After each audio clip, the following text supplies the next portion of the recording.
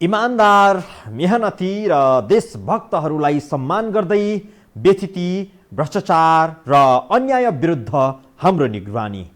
यो हो टेलिभिजनको समय चक्रमा तपाईलाई स्वागत छ दर्शकबिन्द। म विक्रम श्रेष्ठ। हामीले कोरोना भाइरस भनेर चिनेको यो जीवाणुको खास नाम SARS-CoV-2 हो। यस पृथ्वीमा पहिलेदेखि नै रहेको सार्स भाइरसको एक नयाँ प्रजातिको यो भाइरसले अब सधैँभर मानव जातिलाई चुनौती थपिरहनेछ।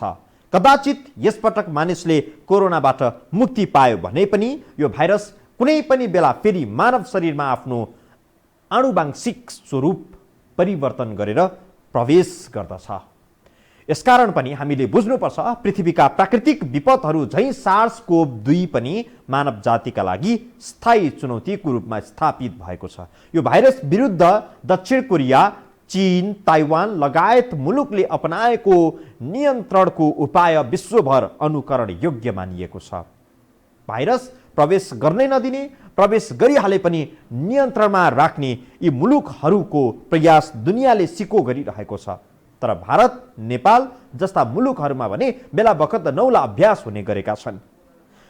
भारतमा केही दिन अघि थाल ठटाइयो। अप्रिल 5 तारिक बेलुकी 9 बजे 9 मिनेटसम्म कोरोना विरुद्ध दियो बालियो। यसको नक्कल नेपालमा समेत गरियो। भारतका प्रधानमन्त्री नरेन्द्र मोदीले कोरोनाले भारतसहित विश्व त्रस्त भइरहँदा हिन्दू धर्मसँग जोडिएको एउटा शब्द प्रयोग गरे। त्यो शब्द थियो दीपावली। अप्रिल 5 तारिक बेलुका 9 बजे मोदीले घर घरमा दीपावली गर्न देशवासीमा आग्रह गरे। यो काम गर्नुको कारण खुलाउँदै मोदीले भनेका थिए, विश्वमा बढेको कोरोनाको महामारी विरुद्ध प्रकाशको तागत देखाउन यस्तो गर्नुपर्छ।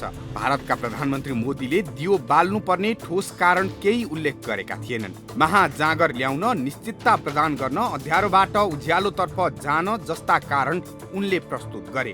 धर्मशास्त्रहरूमा हुने जस्तो अमूर्त भावना मोदीले प्रस्तुत गरे। भारतभर दीपावली गरियो। हिन्दू धर्म प्रेरित उनको यो अभियानले मुसलमानहरूलाई समेत छोयो। कुनै पनि समस्याबाट पार पाउन अचम्मका क्रियाकलाप गर्ने भारतीयहरू दियो बाल्ने अभियानमा पनि लपेटिए। दियो बाल्नु र कोरोना भाइरस बीच के सम्बन्ध छ त भन्ने विषयमा हामीले केही विज्ञसँग सोधेका छौँ। दियो बाल्दा केही ताप, केही धुवाँ आदि उत्सर्जन हुन्छ। यी पदार्थ वातावरणमा प्रवेश गर्दा भाइरस कमजोर हुन्छ वा दियो बाल्नु र भाइरस बीच कुनै सम्बन्ध स्थापित हुन्छ कि यो विशुद्ध धार्मिक क्रियाकलाप हो? यो एउटा आस्था हो, होइन? यो एउटा आस्था हो। खासै म डाइरेक्ट यसको कुनै सम्बन्ध देख्दिनँ। यो आस्थाको कुरा हो, होइन? अब जस्तो कि हामीले पशुपतिमा अथवा मन्दिरहरूमा पनि त दियो जलाइरहेको हुन्छौँ, होइन? त्यसले खासै केही गर्दैन। अझ दियो खुला ठाउँमा नगरेर क्लोज ठाउँमा गऱ्यो भने त यसले अझ हानि नै गर्छ। किनभने कार्बन डाइअक्साइड, मोनोक्साइड बढी प्रड्युस हुन्छ नि, अक्सिजन त्यसले कन्ज्युम गर्छ। खुला ठाउँमा गर्ने हो। अब मन्दिरमा, घर बाहिर अब गर्दाखेरि त यो एउटा जस्तो कि भनौँ न, अब लक्ष्मी पूजाको दिन पनि त हामीले सबैले दियो बालेकै हुन्छौँ, होइन? यो त एउटा आस्था मात्रै हो। लाइट भनेको चाहिँ तमसोमा ज्योतिर्गमय भने जस्तै अँध्यारोलाई चाहिँ उज्यालोले जित्छ भन्ने कुराको आस्था हो एउटा। भनेपछि यसले एउटा आशाको संसार जगाउने मात्रै हो। यो मनोवैज्ञानिक कुराहरू भयो, होइन सर? यो मनोवैज्ञानिक कुरा भयो, हरेक व्यक्तिको आस्थामाथिको कुरा भयो यो। अब कसैले माने हुन्छन् भगवान्सँग मेरो यो काम भइदियो भने म 500 वटा दियो बाल्छु भन्छन्। कसैले लास्ट दियो बत्ती जलाउँछु भन्छन्, होइन? हजुर। यो सबै आस्थाको कुरा हो। आस्थामाथि, धर्ममाथिको कुरा हो यो। भनेपछि यसको रोगसँग खासै सम्बन्ध छैन?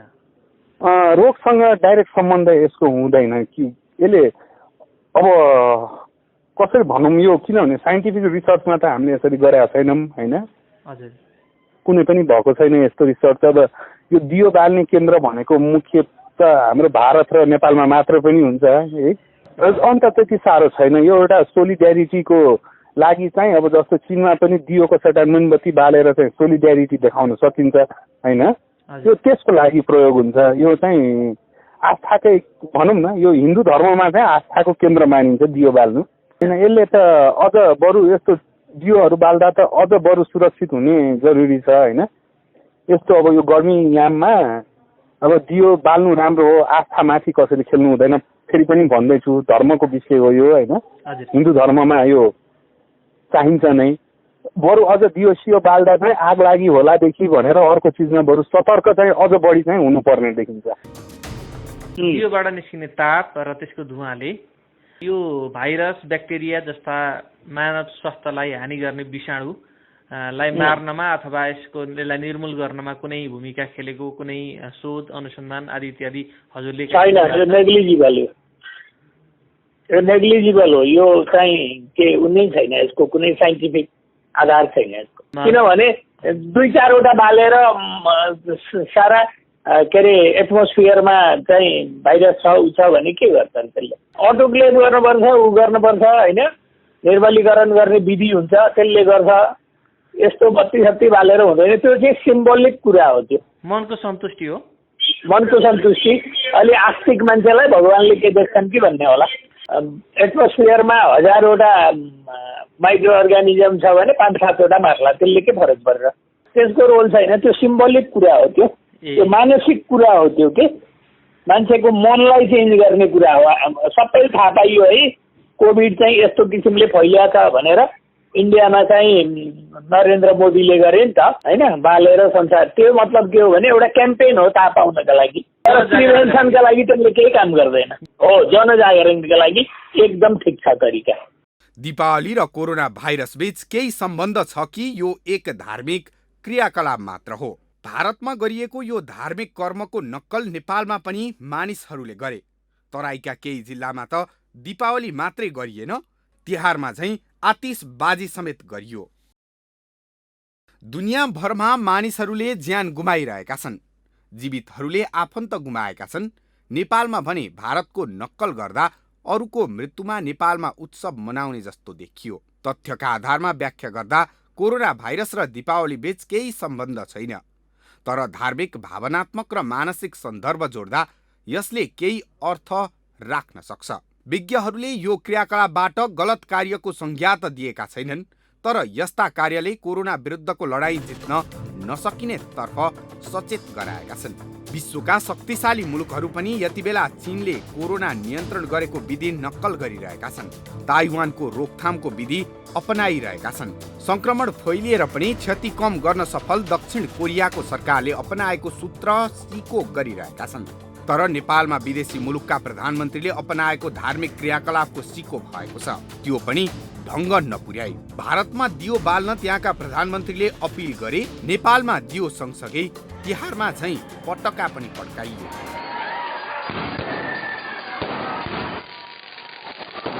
नक्कल नै गर्नु छ भने दक्षिण कोरियाको गरौँ, चीन ताइवानको गरौँ। अन्धविश्वास र मनको शान्तिका लागि गरिने व्यक्ति पिच्छेका फरक क्रियाकलापलाई राष्ट्रिय स्वरूप किन दिने? भारतमा त यस्तो खालको क्रियाकलाप हुन्छ नै। कोरोना विरुद्धको औषधि भने गौमूत्र केही अघि बिक्री गरिएको थियो। कुखुराको मासुबाट कोरोना सर्छ भनेर मानिसहरूले कुखुराको मासु खान छाड्दा मूल्य 10 रुपियाँ केजीमा झरेको थियो। अन्धविश्वास र बेढङ्गका ढर्राका लागि दुनियाँभरमा भारत एक कदम अगाडि छ। हुँदाहुँदा भारतको यो हावाले नेपालमा पनि छोयो। नेपालमा पनि मानिसहरू दियो बालेर कोरोना भाग्छ भन्ने भ्रममा परे। थप प्रसङ्गसहित उपस्थित हुनेछौँ ब्रेकपछि।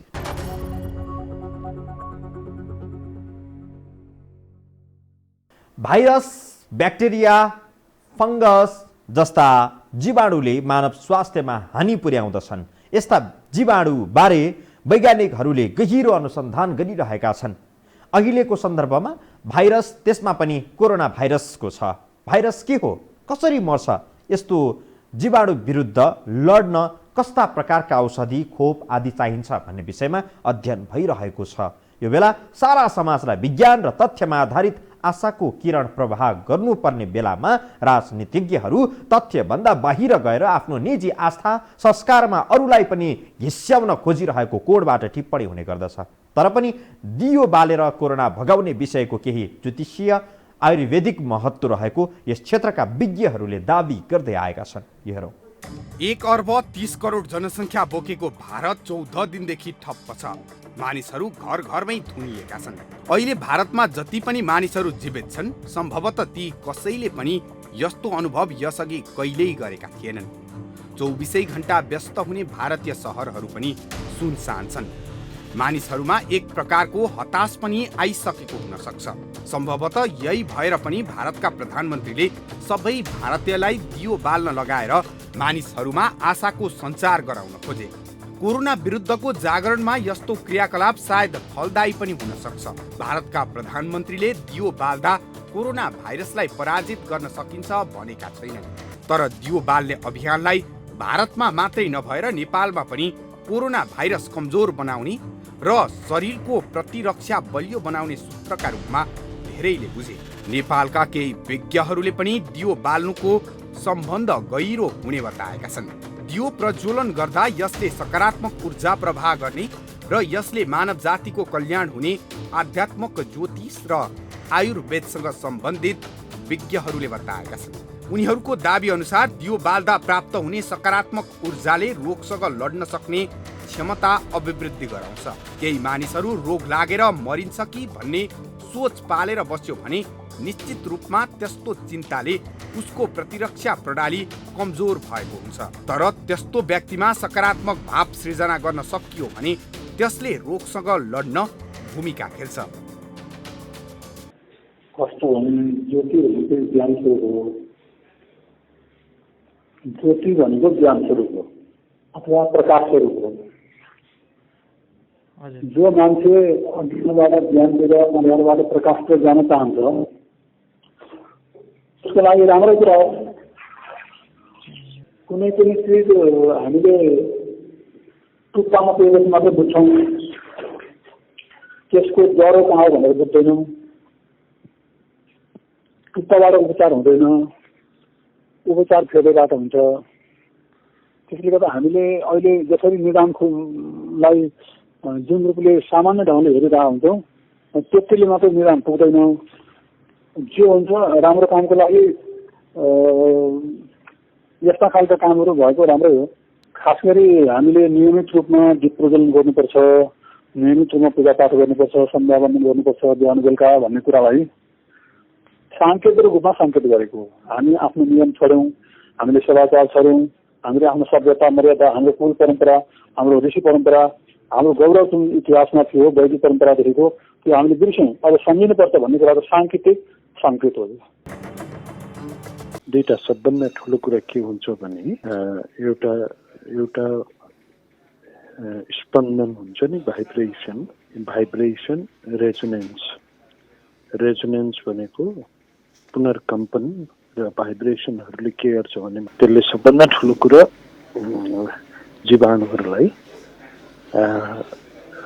जीवाणुहरूप्रति प्रतिरोधात्मक दिन्छ। दीपक बालेर एकैचोटि प्रार्थनाको रेजोनेन्स देशभरि उत्पन्न गर्दा ऊर्जाको अर्को स्थिति छ। त्यो ऊर्जाको अर्को स्थिति हुन्छ। त्यो अर्को स्थिति हुने बित्तिकै के हुन्छ भने त्यसले के फाइदा गर्छ भने त्यो यो सकारात्मक ऊर्जाहरू दिन्छ। सकारात्मक ऊर्जाहरू दिने बित्तिकै के गर्छ भने यसले एउटा सन्देश जान्छ कि अनि यस्तो यो भाइरसहरू अथवा जीवाणुहरूलाई यो भाइब्रेसनहरूको चाहिँ ठुलो असर पर्छ। त्यसैले गर्दाखेरि त्यो एउटा ठुलो कारण चाहिँ त्यो हो। विश्वभरि एउटा भएको ऊर्जाले के गर्छ भने व्याधि क्षमता चाहिँ रोगसँग लड्ने क्षमता घटाउँछ। अनि ऊर्जाको तात्कालिक प्रभाव र दीर्घकालिक हुन्छ। तात्कालिक प्रभावमा के गर्छ भने त्यसले एकदमै शरीरको क्रियामा मृगौलाका माथि दुईटा गाँठा हुन्छ, दाहिने र देब्रेमा गरेर दुईटा हुन्छ। त्यहाँबाट रस निकाल्छ, त्यसलाई चाहिँ एड्रेनालिन भन्छ। एड्रेनालिनको रस हुन्छ। तर 4 दिन 5 दिनपछि एड्रेनालिनको रसले के गर्छ भने शरीरलाई चाहिँ जलाउँछ। अनि यसरी सकारात्मक ऊर्जा छ नि सबै मिलेर गर्दाखेरि त्यसले के गर्छ भने दीर्घकालीन रूपमा शरीरमा प्रभाव पार्छ। त्यसैले गर्दाखेरि यो दीपक जुन छ नि दीपक बाल्नु र सबैले मन्त्र पाठ पनि गरे अनि राम्रो होस् भनेर भन्या हुनाले यसले चाहिँ सकारात्मक सन्देश पठाएर नकारात्मक ऊर्जालाई चाहिँ भर्न मद्दत गर्छ। वैकल्पिक उपचार धर्मशास्त्र सम्बन्धी विश्वासहरूबारे धेरै चर्चा हुने भए पनि आकस्मिक समयमा ती उपायहरू प्रयोग हुने गर्दैनन्, जस्तो कि acupuncture, reiki, self healing, yoga, Ayurveda, homeopathy आदि उपचारको विषयमा धेरै चर्चा हुने गर्छ। तर अल्पकालीन वा तत्कालै गर्नुपर्ने उपचारका लागि आयुर्वेदिक उपचार पद्धतिकै भर पर्नुपर्ने अवस्था छ। भारतीय संस्कृतिसँग नेपाली संस्कृतिको मेल धेरै छ, त्यही भएर भारतमा हुने अन्धविश्वासमा आधारित क्रियाकलाप पनि नेपालमा नक्कल गरिन्छ। खानपान, वेशभूषा समेत भारतीय प्रभाव नेपालमा देख्न सकिन्छ। भारतका प्रधानमन्त्री नरेन्द्र मोदीले अप्रिल 5 मा दीपावलीका लागि गरेको आग्रहको अर्को अर्थ पनि लगाइएको छ। भारतीय जनता पार्टीको स्थापना दिवस अप्रिल 6 मा भएका कारण अप्रिल 5 मा दीपावलीका लागि गरेको आग्रहलाई नेपालमा नबुझी नक्कल गरिएको कतिपयले आकलन गरेका छन्। कोरोना बारे सोच्दा सोच्दा मानिसहरूमा एक प्रकारको मनोवैज्ञानिक डर सिर्जना भइरहेको छ।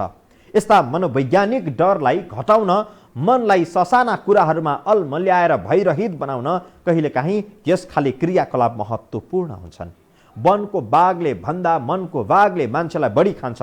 अहिले हामी मध्ये धेरैलाई मनको बाघले खानै लागेको होला। थप विषय र प्रसङ्ग सहित आउनेछौँ ब्रेकपछि।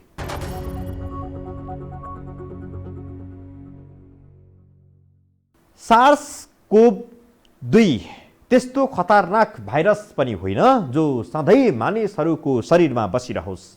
अधिकांशको शरीरमा प्रवेश गरेको केही समयपछि यो भाइरस समाप्त हुन्छ। HIV जस्तो कहिल्यै शरीर नछाड्ने जीवाणुसँग त मानिसहरूले विजय हासिल गर्दै आएको छ भने कोरोना भयानक भाइरस अवश्य होइन। तर हाललाई कोभिड-19 को कुनै औषधि नभएका कारण यसले मानिसहरूको ज्यान लिइरहेको छ। यो सूक्ष्म जीवाणु विरुद्धको दुनियाँमा कहाँ के काम भइरहेको छ त? हेरौँ यो रिपोर्ट। विश्वभरका जनस्वास्थ्यका विज्ञहरू अहिले दक्षिण एसियाली मुलुकहरूमा कोरोना संक्रमण किन फैलिएन भन्ने प्रश्नको जवाफ खोजिरहेका छन्। यो प्रश्नको ठोस जवाफ कसैले पनि दिन भने सकेको छैन। केही विज्ञहरूले अनुमान गरेका छन् कि यस क्षेत्रमा मानिसहरूलाई लगाइने क्षयरोग विरुद्धको BCG खोपका कारण कोरोना संक्रमण फैलिएको छैन। तर यो अनुमान मात्रै हो। दक्षिण एसियाली मुलुकहरूमा भारत एक्लैको जनसङ्ख्या 1 अर्ब 30 करोड छ। पाकिस्तानको 21 करोड, बङ्गलादेशको 16 करोड जनसङ्ख्यामा कोरोना फैलिँदा स्थिति भयावह हुन सक्छ। नेपाल सहित दक्षिण एसियाली मुलुकहरू अहिलेसम्म कोरोनाको महामारीमा फँसेका छैनन्। यो सुखद पक्ष हो। तर यस्तै स्थिति सधैँ रहन्छ भन्ने निश्चित गर्न भने सकिन्न, किनभने अहिले कोरोनाको चपेटामा परेका देशहरूलाई पनि स्थिति कति चाँडै बदलिन्छ हेक्कासम्म थिएन। अहिलेसम्मको तथ्याङ्क अनुसार कोरोना संक्रमित मध्ये 97 देखि 98.5% मानिसहरू सुरक्षित छन्। एक व्यक्तिबाट अर्को व्यक्तिमा चाँडो भन्दा चाँडो फैलिने गुण भएका कारण कोरोनाले धेरैलाई संक्रमित पार्छ र थोरै मानिसहरूको मृत्यु समेत हुन्छ। संक्रमण नै धेरैमा भएका कारण मृत्यु हुनेहरूको संख्या धेरै हुन पुग्छ। कोरोना नयाँ भाइरस भए पनि यो यस विरुद्ध खोपको परीक्षण संसारमा सुरु भइसकेको छ। चीनले त हालसालै 100 जनामा सम्भावित खोप परीक्षण पनि गरेको छ। अमेरिकाले पनि खोप परीक्षण गरिरहेको छ। खोप मात्रै होइन, विभिन्न खाले एन्टिभाइरल औषधिको पनि परीक्षण भइरहेको छ। कोरोना भाइरससँग मिल्दो जुल्दो जापानी इन्फ्लुएन्जा, सार्स, मर्स, स्वाइन फ्लू आदि विरुद्ध प्रयोग हुने औषधिहरू कोभिड-19 को लागि काम पनि उपयोगी भइरहेका छन्। यसले केही हदसम्म जीवन रक्षा पनि गरिरहेको छ। तर पनि कोभिडकै लागि विशेष औषधि नभएका कारण अहिले मृत्यु दर भयावह भइरहेको छ। मलेरिया, बाथ, नाम्ले किरा आदिमा प्रयोग हुने औषधिहरू युरोप, अमेरिका, इरान लगायतका मुलुकहरूमा प्रयोग भइरहेका छन्। यस्ता औषधिले सोचे भन्दा राम्रो काम गरेको प्रतिवेदनहरू सार्वजनिक भइरहेका छन्, जसले कोभिड-19 को उपचार भएकै औषधिहरूको कुनै निश्चित कम्पोजिसनबाट हुने आशा पनि पलाएको छ। बेलायती राजकुमार लार्स 71 वर्षको उमेरमा आयुर्वेदिक उपचारपछि विषेक भएका छन्। भारतमा 93 वर्षका पति र उनकी 88 वर्षकी पत्नी पनि कोरोना संक्रमणबाट मुक्त भएका छन्। उनीहरू दुवैमा दीर्घ रोग थियो, अर्थात् दीर्घ रोगीहरूमा पनि कोभिड-19 ठिक हुन सक्छ भन्ने देखिएको छ। कोरोना विरुद्ध विश्वका शक्तिशाली मुलुकहरू अध्ययन अनुसन्धानमा लागिरहेका छन्। छिमेकी मुलुक भारतमै पनि 2 घण्टामा कोरोना संक्रमण पत्ता लगाउने किटको परीक्षण भइरहेको छ। कोरोनाको कारण संसारमा मृत्यु भएका मानिसहरूको आँकडा हेरेर नेपालमा भयभीत हुनेहरूको संख्या धेरै छ।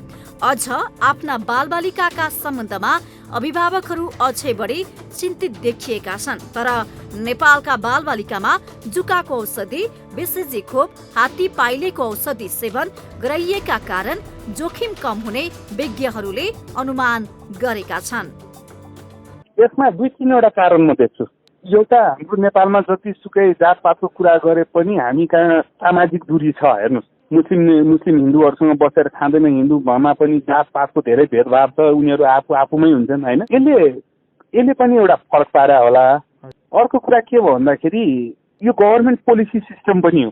अर्को कुरा के हुन्छ भन्दाखेरि गरिब देश भए पनि हामीमा एउटा फाइदा के हुन्छ भन्दाखेरि यो गरिब देशहरूमा हेर्नुहोस् होइन, सरकारको सबैभन्दा बढी बजेट हेल्थमा गइरहेको छ।